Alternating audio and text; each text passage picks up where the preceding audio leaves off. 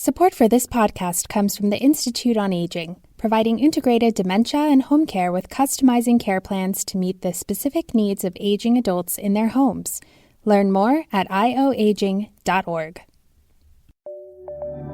From KQED.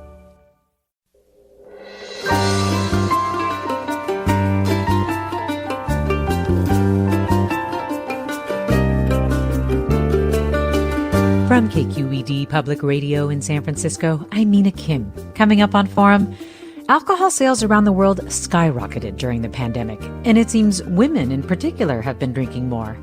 It's amid this rise and renewed concern over alcohol's harms that Edward Slingerland's new book, Drunk, arrives. It actually looks at the role alcohol has played in the advancement of civilization and points to what's possible if more Americans could better manage how and when we drink. What's your relationship with alcohol? Tell us after this news.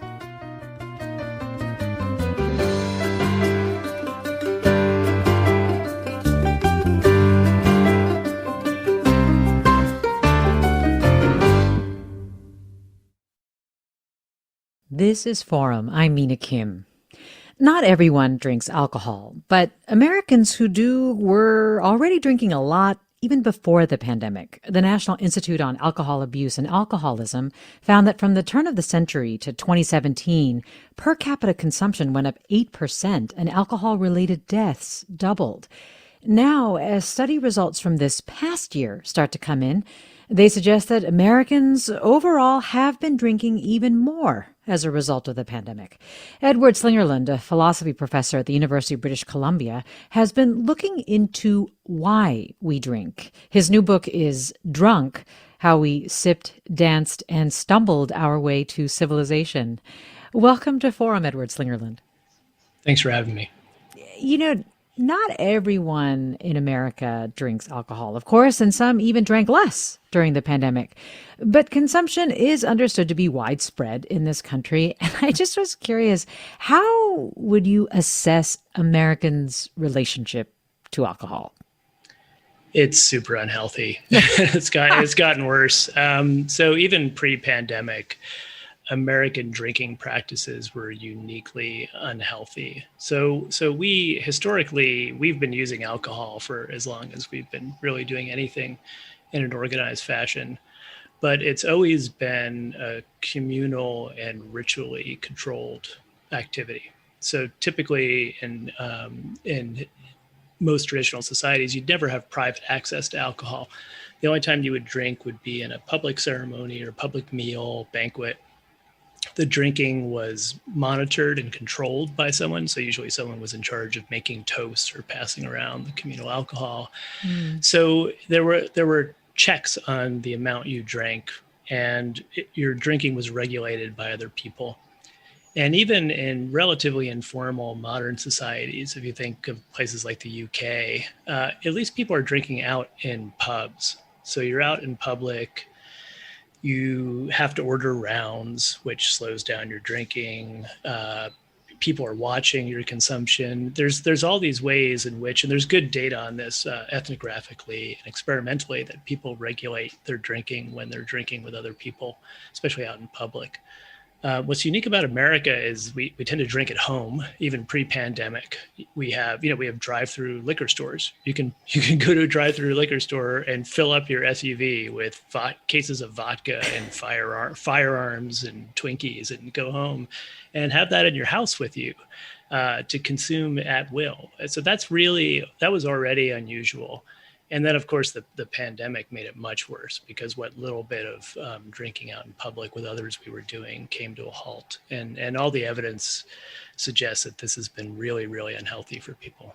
Yeah. And also, I think what you're describing also probably points to why the U.S.'s unhealthy relationship with it, or maybe our habits, as you say, where there is a lot of drinking alone and so on, has wreaked such havoc here. You do devote some time to talking about some of these things, and I would just like to remind our listeners what those are, beginning with addiction, for example. Can you talk about that problem here in the U.S.? Well, alcohol is a very dangerous substance. It's very addictive. It's up there with cocaine and heroin in terms of how physically habit forming it is. It, of course, damages your liver, raises your cancer risk. So it's a dangerous substance. It's probably the case that up to 15% of the human population is genetically prone to alcoholism. So people who have a genetic tendency to alcoholism cannot drink safely. Despite the fact that this is probably worldwide, actual alcoholism rates really vary country to country. And you see really high rates in countries like the US, Russia, some Northern European countries. And so clearly what's happening is culture is moderating the risk of alcoholism. So the risk is probably the same worldwide, but whether or not you actually become an alcoholic depends on the drinking culture that you're a part of. And American drinking culture, what's sometimes called Northern European drinking culture, is really uniquely unhealthy. The other consequence, of course, as we've seen, is that alcohol consumption in excess can lead to violence against partners or vulnerable people who are in positions of power, that it can really lower barriers to aggression by folks. And then, as you mentioned, it really just isn't good for our bodies, right? I mean, yeah, at least no, it's not. On the face of it. On the face of it, yeah. So alcohol disinhibits, and this is both good and bad. So in the book, I spend a significant amount of time talking about the benefits, the functional benefits of alcohol use, because I think those don't get enough attention. So when we talk about alcohol, especially I think in the United States, but in general, we medicalize it. So we talk about its physiological effects. So there was a paper, a really broadly covered paper in the British medical journal Lancet a couple years ago that did a massive meta study, and they concluded there's the safe level of drinking is zero. There's no, whatever cholesterol benefits that you just shouldn't drink. But that's looking just at the medical effects of drinking. If we talk about the social benefits, the benefits for creativity, things like this, there are a lot of positives, but almost all of the positive functions of alcohol also have a dark side. They also have a negative side. And this is made much worse by, I call these the twin banes of modernity, are isolation. So the problem I just mentioned of people drinking alone or not drinking in a socially controlled environment, but also distillation. So it's really only relatively recently that we've had access to distilled liquors. And those are so much more wildly powerful than the type of alcohol that we've historically been drinking and that we really, I think, evolved to deal with, that it really should almost be considered a different drug. And when you see, pathological uses of alcohol, where alcohol is leading to violence and assaults and things like this, it's almost always, distilled liquor is almost always involved. And so that's one of the take-home messages of the book is we really need to be careful about dealing with something that's 70, 80, 90% ABV, because we're just not physiologically equipped to handle an alcoholic beverage that strong. We're talking with Edward Slingerland, Distinguished University Scholar and Professor of Philosophy at the University of British Columbia. Slingerland is the author of Drunk, How We Sipped, Danced, and Stumbled Our Way to Civilization. So speaking of evolution and what our bodies have evolved to do, one of the questions that you are trying to explore in your book is, if alcohol is so harmful to us, quote unquote, and to the human body, why has the taste for it persisted so much as we've evolved? And I think that's a really interesting question, because I don't know that I ever really thought about why humans drink. And so I'm wondering if you could just sort of describe, well, maybe begin by describing some of the theories that were out there before you started writing your book. So, for example, the hijack theory and the hangover theory. Can you describe those? So what we've been told about alcohol is that it's an evolutionary mistake. So it just happens to appeal to us. So the basic question motivating the book is, why do we like to get drunk? And the kind of glib answer to that is, well, because it makes us feel good.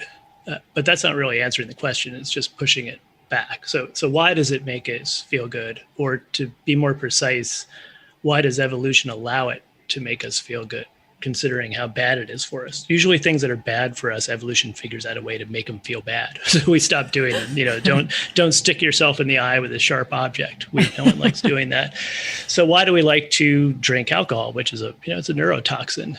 So the standard story is that it's either an evolutionary hijack. So in an evolutionary hijack, we have a reward circuit that evolved for very good adaptive reasons.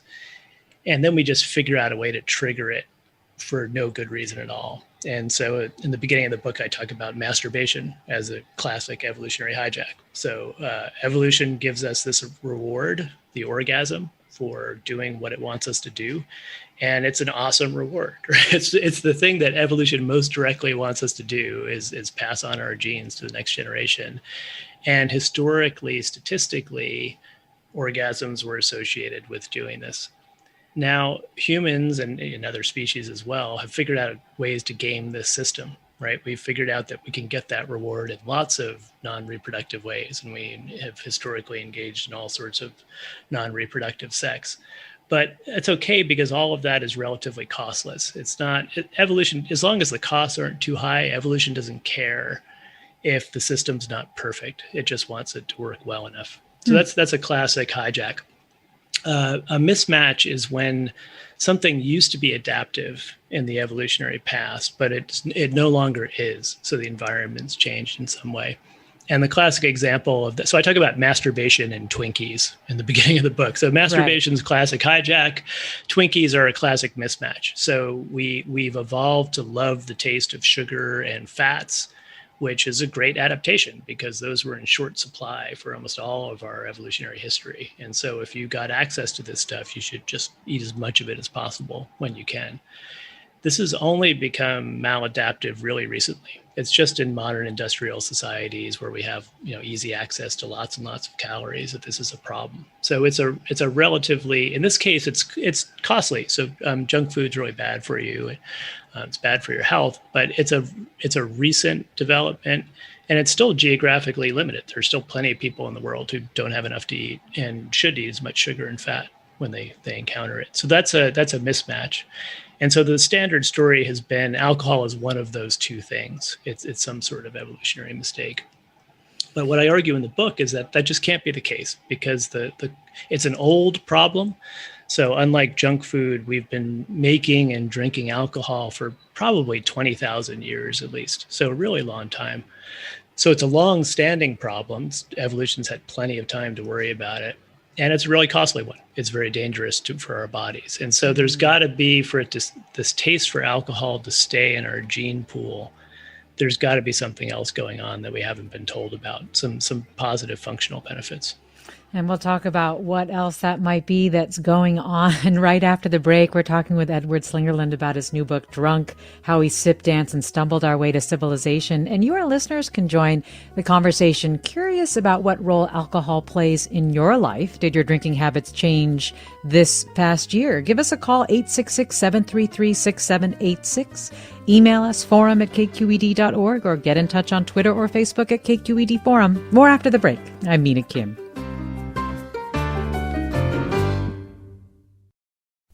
Support for Forum comes from Stanford Continuing Studies, now offering over 130 online courses in all subjects. Summer registration is underway, and most classes start the week of June 21st. Learn more at continuingstudies.stanford.edu.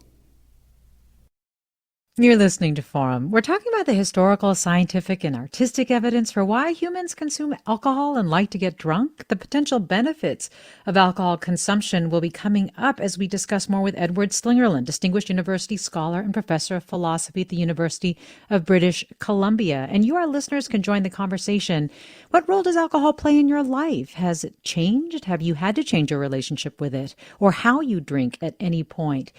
And if you do, did your drinking habits change this past year? You can give us a call, 866-733-6786. Again, 866-733-6786. You can also get in touch on Twitter or Facebook at KQED Forum, and you can email us forum@kqed.org. Just before the break, Edward Slingerland, you were talking about the hijack theory and why it doesn't seem like the full or accurate story. Can you contrast it with the hangover theory, which overlaps in some respects, but it talks more about how it served alcohol may have been something that served an adaptive purpose? So they're similar in that they're both mistake theories. They both think that our taste is a mistake evolutionarily. The hijack one, it's just a kind of sinister brain parasite taking over. So we figured out some way there's a pleasure circuit in our brain that evolved for other reasons.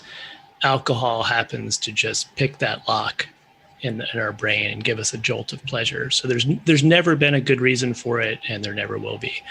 The mismatch theory argues that there could have been adaptive reasons in the past. And there's a variety of these theories. I walk people through them, and some of them may play a role. So a taste for alcohol may have led us to fruit, to ripe or overripe fruit in the jungle, and given us access to these high calorie packages. So that's a possibility. Taking water that's dirty, that's been contaminated, and fermenting it can sometimes purify it. So it may be the case that drinking beer instead of water has been adaptive in the past when we haven't had access to clean water. It's also the case that fermenting grains, for instance, so if you're living in an agricultural society and you're stuck with a kind of boring diet of bread and not much more, if you ferment some of that wheat into beer, you get some micronutrients added to it. So the activity of the yeast, it's called biological ennoblement. So you get some vitamins in the beer that you wouldn't have in the bread.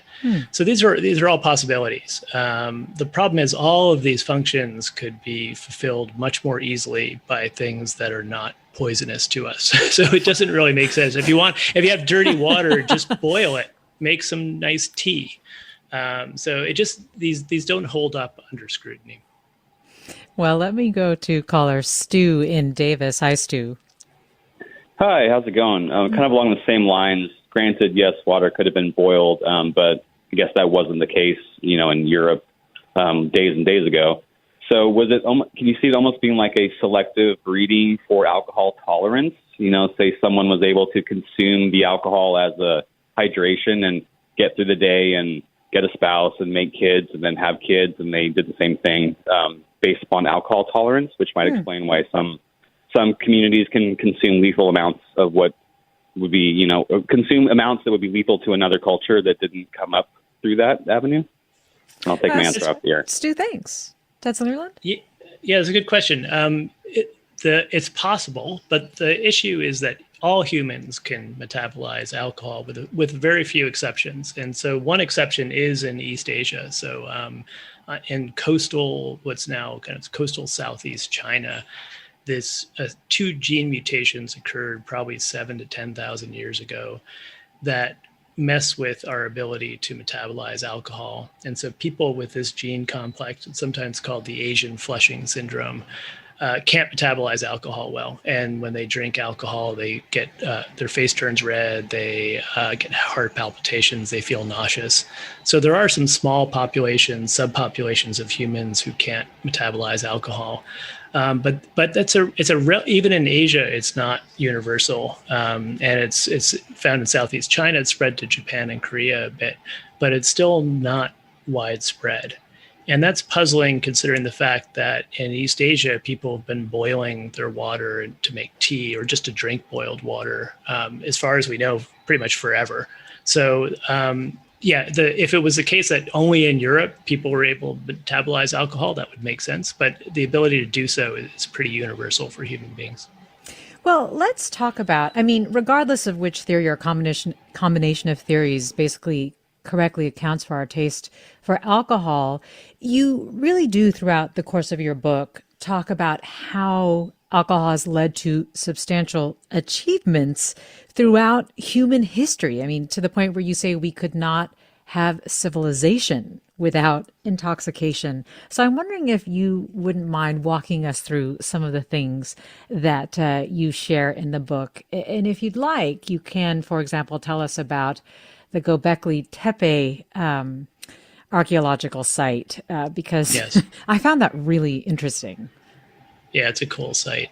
So you could argue that quite literally we would not have civilization without intoxication in this sense. So again, very similar to the evolutionary mistake story about why we like to drink alcohol, there's a mistake theory about why we have alcohol. So the standard story, the one that I was always taught, was that we got agriculture first.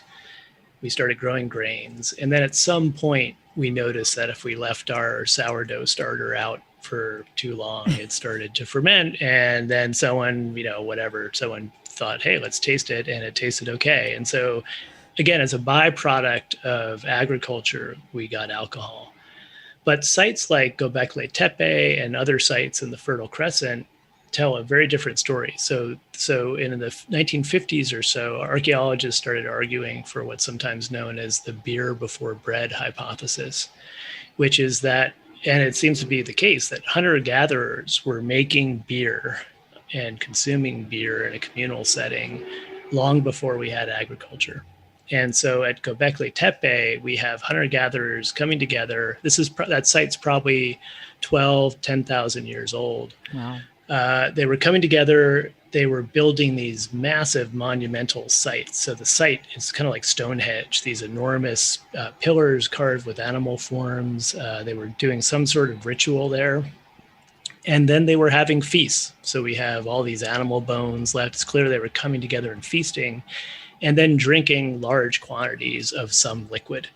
And so we have these big vats. We don't know what it was. We don't have direct chemical evidence that they were brewing beer there, but it's a good bet that they were, and possibly beer combined with hallucinogens. And we know that people were making beer in the region at the time. So it looks like hunter-gatherers actually were motivated to settle down and to start cultivating grain, making it more productive, in order to make better beer and more beer, not to make bread. And then it's actually bread that was kind of an accident. They woke up the next morning and they were hungry and they were like, well, maybe we could bake this stuff too. And you see this in other parts of the world as well. So corn or maize was domesticated in South America.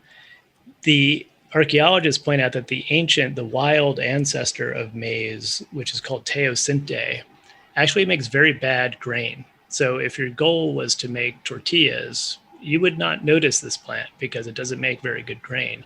What it does make is really good beer. So they make an alcoholic beverage called chicha to this day out of maize.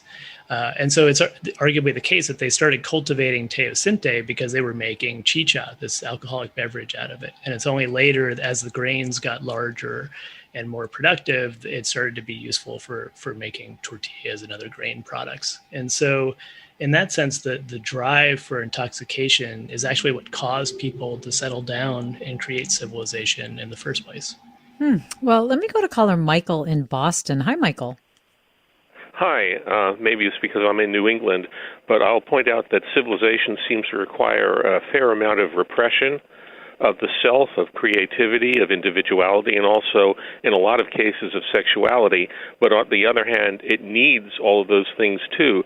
So alcohol, I think, in some ways provides a safety valve that helps some people be creative, even though they've been taught not to be for most of their lives.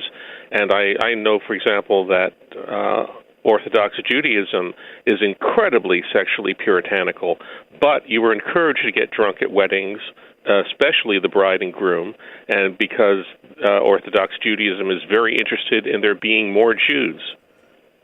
Michael, thanks.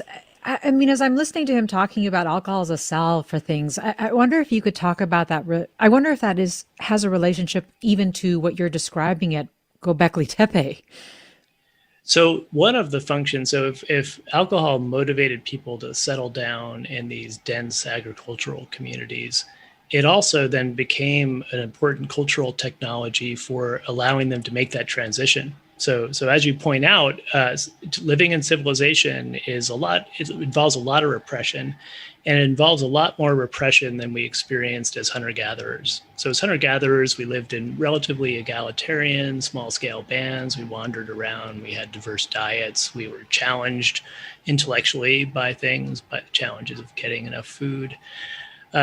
Settling down, being a worker on the pyramids in ancient Egypt is a much crappier existence. It's more stressful. You're being forced to work at something that's repetitive and not pleasant. You're being forced to live in close quarters with other people you're not related to, which is not normal for a primate to do. And so clearly one of the functions of alcohol is to help reduce anxiety, to raise mood. So it's a salve to primates who are having trouble rubbing along with one another in large-scale societies. And then, of course, cultures use it also as a tool for selective disinhibition when it's useful for them. And some of the folks weren't workers, but they were enslaved too, right? I mean, sure. Yeah, but they have to be able to live.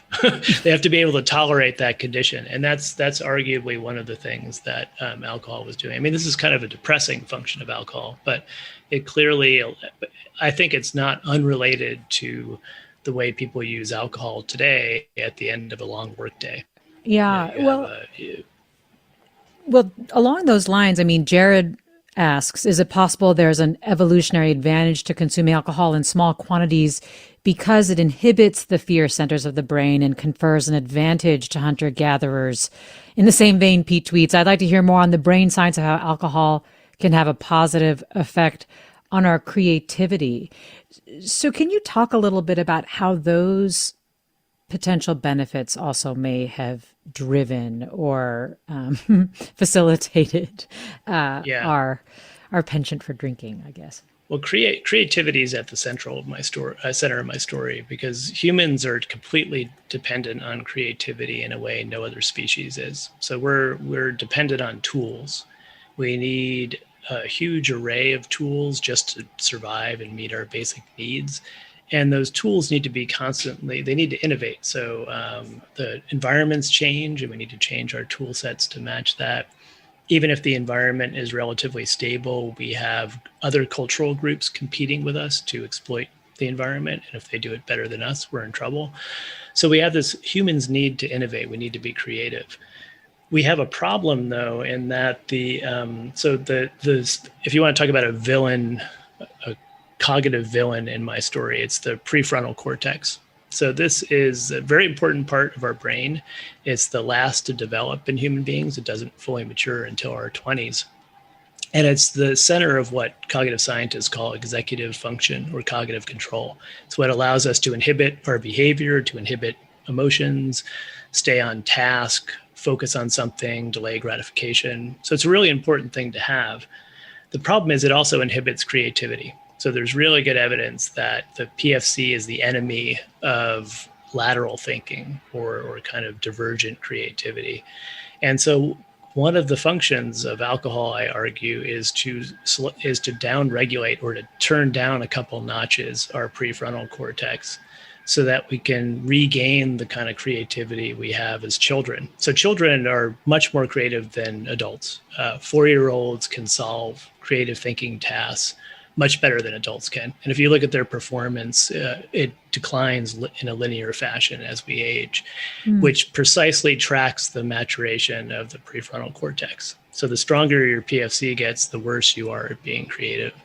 And so alcohol then is a very useful tool for 2 hours or whatever, turning the PFC down a couple notches and making you temporarily like a 4-year-old again. Do you want to talk about when you gave a talk at Google, and at that time, I think you learned about the Balmer Peak as well? The Balmer Peak, yeah, the mythical Balmer Peak. So I was presenting evidence that if you give people alcohol as opposed to a placebo, they do better at creative tasks. And it's the creative ability. I showed a graph where the creative ability seems to peak at about 0.08 BAC. So that's about two drinks in. It's about when you should stop driving. So when you shouldn't drive anymore, that's when you should start thinking about your next book. That's when you're more creative. And at the end of the talk, the first question, someone popped their hand up and said, "Hey, have you ever heard of the Ballmer peak?" Which I hadn't. And it's possibly apocryphal, but the claim is that Steve Ballmer, the former CEO of Microsoft, discovered that his coding ability peaked at some BAC, very narrow BAC level, and then fell off dramatically right after that. And supposedly he would keep himself hooked up to an alcohol IV, so it would drip at just the right rate to keep him at whatever BAC he wanted to be at. And that's almost certainly not true, but it gets at an important point that alcohol in the right dose enhances creativity. And after the Q&A, they took me on a tour of the campus, and the first place they took me was their whiskey room. And so this is where they go. So they really invested in this idea. There's, Google has built, and this is actually what first made me think about writing this book, was seeing that a very successful organization like Google is strategically using alcohol in small amounts to solve problems. So when these coders told me when they hit a wall, they're working on a problem, they can't solve it. Instead of just sitting in front of their computers and banging their heads against the wall, they take a break, they go to the whiskey room, they pour themselves a finger of scotch, they sit in some beanbag chairs, and they just start talking. And often that kind of gentle, so as alcohol hits their brains, it's turning down their PFC a couple notches, it's allowing regions to communicate that don't normally communicate.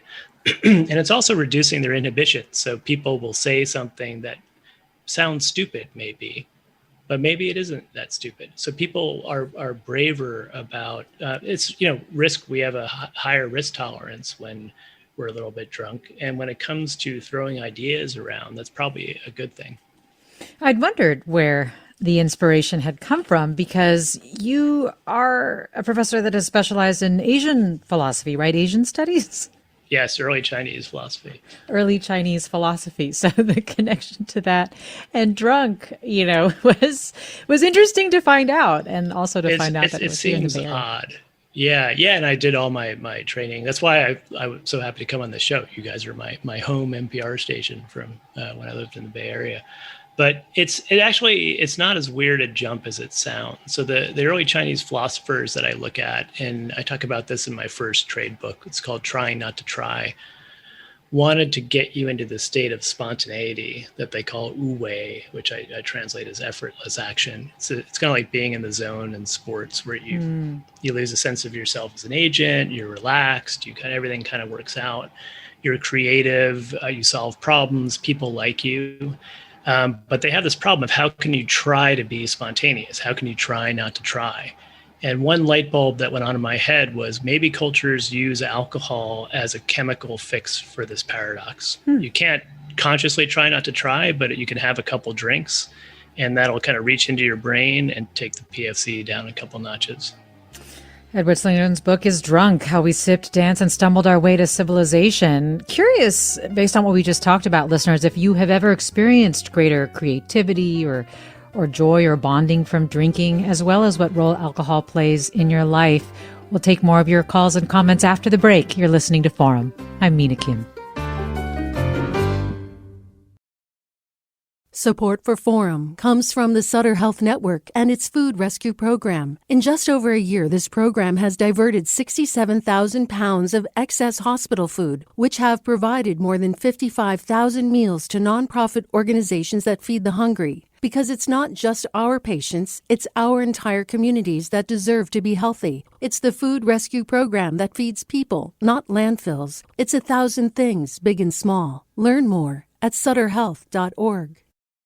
Welcome back to Forum. I'm Mina Kim. We're talking with Edward Slingerland, Distinguished University Scholar and Professor of Philosophy at the University of British Columbia, also the author of Drunk, How We Sipped, Danced, and Stumbled Our Way to Civilization, which really looks at the historical, scientific, and artistic evidence for why humans consume alcohol and even the potential benefits of alcohol consumption that Americans have had a harder and harder time benefiting from, in part because of our own habits and culture. But we're asking you, our listeners, if you do drink alcohol, did your drinking habits change this past year? How? What role does alcohol play in your life? And if you have experienced some of these benefits of creativity or social cohesion that Slingerland has talked about, and you are joining us by calling 866-733-6786. Again, 866-733-6786. You can email us, forum@kqed.org, or get in touch on Twitter or Facebook at KQED Forum. And let me go to Hall in Sea Ranch. Hi, Hall. Thanks for joining us. Hi, good morning. It's an interesting topic. I'm a longtime graphic designer, and one of the things that I've done many of over the last 50 years are calendars. And working away on a calendar project, it's floated through my mind, where do calendars come from? And it also crossed my mind that early man, as a hunter-gatherer, kept moving, but when they discovered that they could grow stuff, then they started paying attention to time. And when they started making beverages like beers, they very likely were keeping track of how long it took for that brew to come to maturity. So I think calendars could have come from making beer. What do you think, Edward Slingerland? No, that makes a lot of sense. And see, I've got a place in Wallala just north of you. Here in Sea Ranch. It's great. I just came from there. Clearly, agriculture and beer and wine making are going to require an attention to calendar time in a way hunter-gatherers are not as worried. I mean, hunter-gatherers care about seasons, obviously. They're very attentive to when game is around, when things are ripening. But there is something special about when you're actually growing something or you're fermenting something where you're going to need to pay attention to calendar time. So that's not implausible, that the beginning of civilization involved not just settling down and starting to ferment things, but also needing to keep track of that fermentation. Well, Pete wonders, what is the connection between endorphins and alcohol consumption? When I was training intensely for triathlons, I really tended to, quote, need that second beer. So alcohol boosts endorphins. It boosts serotonin. It boosts endorphins. That's one of the reasons it makes you feel good. You can get that through intense exercise as well. So I do talk in the book about other ways that cultures can give you that. So one of the functions of alcohol is to make people feel good so that they'll get along better. We're having to cooperate with strangers all the time, which is really unusual for primates. And we need help. We need some tools to help us do that. And alcohol is a very convenient tool. You could also do extreme exercise. So I look at evidence that extreme exercise, extreme pain, sleep deprivation, there are a lot of ways you can downregulate the prefrontal cortex, and alcohol is not the only way to do it. And it's significant, I think, that religious groups that, for whatever reason, ban alcohol or ban chemical intoxicants entirely end up relying on these sorts of techniques. So if you think about Pentecostals, they don't drink, but they have these long revival sessions where they sing and they dance and they move in synchrony and start speaking in tongues. That's a way of using your body and using physical activity to get to the same type of cognitive state. Increased endorphins, increased serotonin, reduced PFC, disinhibition, the same kind of state you can get into with a beer or two. Well, let me go to caller Polly in San Rafael. Hi, Polly. Hi. Thank you so much for this topic. It's so interesting. During COVID, everyone in my family was kind of drinking a little bit more, and even to the point of feeling like we were drinking too much. But without speaking to each other about it, my daughter-in-law in Portland, my daughter in New York, and I all completely quit drinking on January 1st. We didn't, it was kind of a dry January. We didn't say anything. It's now June. None of us are drinking still. And we feel so much better. We feel much healthier and aware. And it's just been the most wonderful thing. But it's so funny that, I wonder if COVID allowed us to drink too much and then we just individually, intellectually decided that wasn't good for us? Or what makes that happen, I guess is my question. How do we collectively, and is that a trend to collectively quit drinking? Polly, thanks. That's really interesting. I think that COVID drinking brought to the surface some worrying tendencies that we already had. So I think for people who maybe were already worried about their drinking level, maybe not consciously, the wild uptick in consumption that happened once we were in lockdowns was a wake-up call. So this alcohol, I argue in the book that over historical time, alcohol has been beneficial. It's been a useful cultural tool for human beings. I'd also argue that the jury's out today because of these new dangers. Distilled liquors are so much more dangerous than the type of beverages we had access to in the past. And these dangers of isolation, of drinking alone. We don't ritually regulate alcohol in the same way we used to. And so in the last chapter, I talk about kind of where can we go from here? And for a lot of people, that answers a post-alcohol lifestyle. There are ways in which you can get some of the effects of alcohol in social situations without using alcohol. You could dance and sing and do things. So I do think that COVID has really highlighted the dark sides of alcohol and made clear to people what the costs are. And that may, and obviously in your case, it's resulted in a decision to just not have it be part of your life anymore. Yeah. Polly, thanks for sharing that story. And similarly, Fred writes, I stopped doing all chemicals during COVID as I noticed shopping carts around me full of wine and beer. I became keenly aware of the complications that could arise from self-medicating and isolation. My relationship with alcohol has always been complex, though I've managed, as I've gotten older, to bring it within some range of normalcy. A friend turned me on to non-alcoholic beer, and I have never looked back. I can enjoy the social aspect of drinking without the drawbacks of destroying my attention span, impaired communication, and hangovers. I think that is so interesting that Fred brings up the combination and the complications of self-medicating and isolation, because you specifically, as one of your tips, say don't drink alone. And you talked earlier at the top of the show about how it was sort of regulated socially before now, like way back when. So could you talk a little bit about why it's so bad to drink alone and how drinking socially can be one way of better managing our alcohol consumption? Well, when you drink socially, your drinking is regulated by other people. And sometimes it's typically formally regulated. So you can also be egged on, but yes.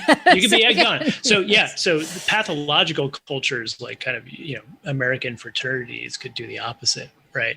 But generally the way it functions is to limit consumption, or at least to get everyone on the same page. And even if you think about going to a pub or a bar, you're not conscious of this maybe, but if you drink your beer really quick and everyone else is still drinking their beers, you usually have to wait to, you order rounds, and that's it's kind of a low tech way to regulate your drinking. I think that this question also points to another interesting way forward, which is harnessing the placebo effect. So studies have shown that you can get a lot of the effects of alcohol by giving people placebo drinks that they think are alcoholic but aren't. And that seems to me something we should explore more. So people who are craving alcohol or want to use alcohol in a social situation but are worried about the health effects or how much they're drinking can use a non-alcoholic beer or a virgin cocktail. And it will actually give them some of the same cognitive benefits as an actual alcoholic drink without the costs. The problem is that only works if you drink alcohol occasionally to reinforce the association. So if everyone started drinking placebo drinks, they would lose their effectiveness. Well, David writes, I'm interested in why when we're depressed, we seek alcohol, even when alcohol is a depressant.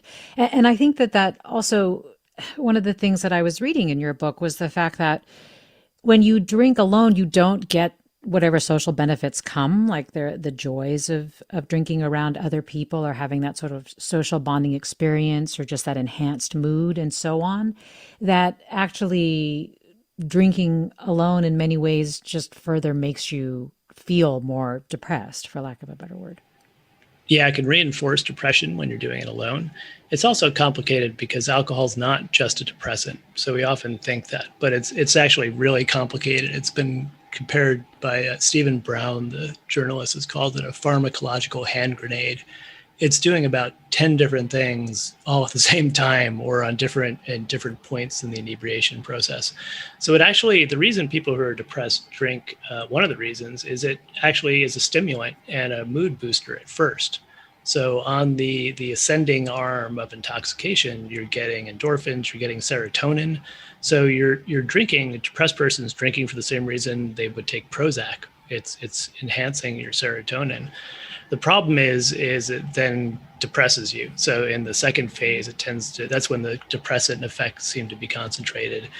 And that's where you can get locked into a really bad cycle of wanting that serotonin hit. So you drink, but then you get more, then the depressive phase of it makes you more depressed. So then you want the serotonin hit again. That's when people can get involved in really serious problem drinking. Well, let me go to John in San Francisco. Thanks for waiting, John. Yeah, thank you. What a terrific guest. I can't wait to get the book since I have a personal interest. I'm a recovering alcoholic, 40 years clean and sober. And your knowledge is more than I get at my AA meetings, which I go to regularly. What I'd like to add to you didn't mention the Native Americans. They have a terrific intolerance for alcohol. In San Francisco, anyhow. Did you find that to be true? Well, it's interesting that North America is one of the few, almost everyone everywhere has used alcohol. There's very few exceptions, and one of those is North America. So the native populations of North America did not use alcohol before contact with Europeans. And that probably has that probably is related to the fact that they're not as good at processing alcohol. So there's some evidence that Native Americans don't process alcohol as effectively as populations that have been using alcohol for 15, 20,000 years. But what's interesting as well is that in places where you don't have alcohol, some other chemical substance is substituted. So in Native American cultures, they tended to use tobacco, and very strong tobacco. So native strains of tobacco are much stronger than what you would get at the corner store now, and usually mixed with hallucinogens. And they would use this pipe smoking of tobacco in the same way that other cultures use alcohol. So you would use it at treaties. That's where this idea of the peace pipe comes from, the calumet. You would use tobacco to help relax people and downregulate inhibitions when you needed people to get together and agree on a treaty or agree not to fight about something. So it's interesting that when alcohol is taken out of the picture for whatever reason, some other chemical substance is often substituted in its place. The book is Drunk, How We Sipped, Danced, and Stumbled Our Way to Civilization. Edward Slingerland is our guest, distinguished university scholar and professor of philosophy at the University of British Columbia. And you're listening to Forum. I'm Mina Kim. Well, we have a couple comments here. Rachel writes, being a teacher, I've seen it in part of a very strong alcohol culture. Getting drunk is often treated as the escape from needing to be the adult in the classroom. And there are many teacher programs that center around alcohol and happy hours during the pandemic. In March, I lost my mother, and wine and beer shifted to tequila. By December, my brother died, and I began to develop an ulcer from the amount of hard liquor I'd been using, to seek oblivion from the inability to address my losses and the expectation to shoulder the emotional demands of the students. Community can perpetuate drinking, but also serves as a very important support and regulatory aspect in our culture. Well, Rachel, thank you for sharing that, and I'm sorry about those losses that you described. Let me go to Natasha in Oakland. Hi, Natasha. Thanks for joining us. What's on your mind? Hi, yes. I am interested in if there's any specific recommendations for each individual, which is obviously kind of unique in their chemistry with alcohol and different kinds of alcohol.